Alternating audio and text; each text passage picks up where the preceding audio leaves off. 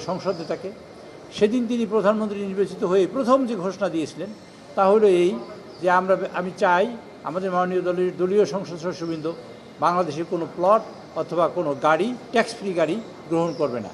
এ ব্যাপারে আপনারা সম্মত আছেন কি না তিনি জিজ্ঞেস করলে সমস্বরে সকল মাননীয় সংসদ সদস্যরা তখন সম্মতি জানায় তার সাথে যে তারা ট্যাক্স ফ্রি গাড়ি গ্রহণ করবেন না এবং তারা কোনো প্লট নেবেন না।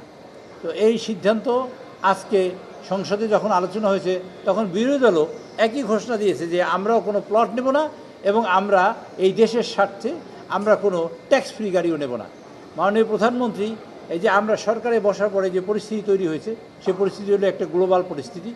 আজকে বিশ্ব যে গ্লোবাল পরিস্থিতির শিকার ইরানের যুদ্ধের সাথে এবং তেলের সাথে সেই সংকট মোকাবেলার জন্য মাননীয় প্রধানমন্ত্রী সর্বক্ষেত্রে কৃচ্ছ্রতা সাধন করছেন, অস্ট্রেরিটি করছেন সর্বক্ষেত্রে। তারই একটা অংশ হলেই মাননীয় সংসদ সদস্যবৃন্দ যারা প্লট নেবেন না এবং গাড়িও নেবেন না।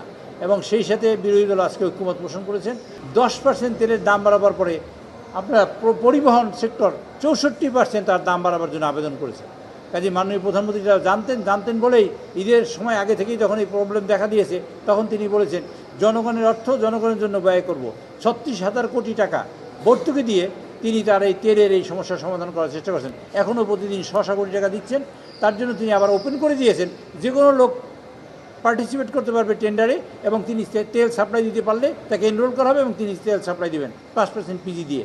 এবং বহু মানুষ এখন এই এনরোল হচ্ছে এবং তেল সাপ্লাই দেওয়ার মতন পরিস্থিতি তৈরি হয়েছে।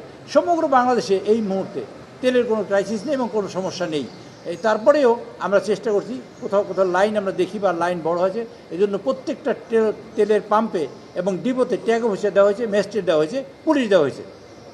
কাজেই আমাদের চেষ্টার কোনো ত্রুটি নেই। গতকালকের সংসদে বিরোধী দলীয় নেতা তিনি একটি সংসদে মুলতবি প্রস্তাব এনেছিলেন 62 বিধিতে। আমরা বলেছি আমরা সংসদ দুবার মুলতবি করেছি ইতিমধ্যেই। কাজেই মুলতবি প্রস্তাব না হয়ে আমরা অন্য একটা বিধিতে 68 বিধিতে আমরা এই বিষয়টা আলোচনা করব। ইনশাআল্লাহ আগামীকালকে আমরা এই বিষয়ে তেলের সংকট বিষয়ে আলোচনা করব। তারা বলেছেন আমরা কন্ট্রিবিউট করতে চাই। এই মুহূর্তে যে কেউ সরকারে বসলে দেশের পরিস্থিতি যা হতো তার তুলনায় অনেক ভালো তৈরি করেছে আমাদের মাননীয় নেতা সংসদ সদস্য আমার দলীয় সংসদীয় নেতা এবং মাননীয় প্রধানমন্ত্রী।